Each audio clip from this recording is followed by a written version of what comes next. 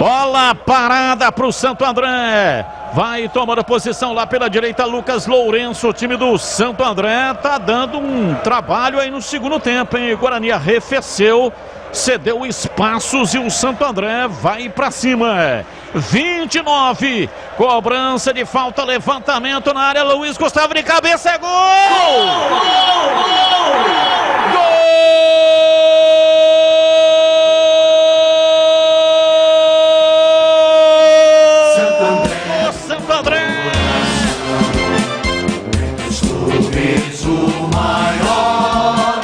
Na marca de 29 minutos passados, etapa final. Na bola parada, cobrança de falta lá pela direita. Levantamento na cabeça do Luiz Gustavo. Fez golpe de vista o Kozlinski. Não foi nela. A bola tocou no poste, morreu no fundo do gol.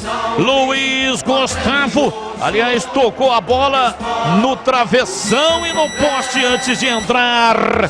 Kozlinski fazendo golpe de vista, tentando tirar com o olho. Não tirou, não conseguiu, nem poderia conseguir. Empata o jogo. 30 minutos, etapa final. Guarani 2, Santo André 2 e o detalhe do gol é seu Marcos Luiz.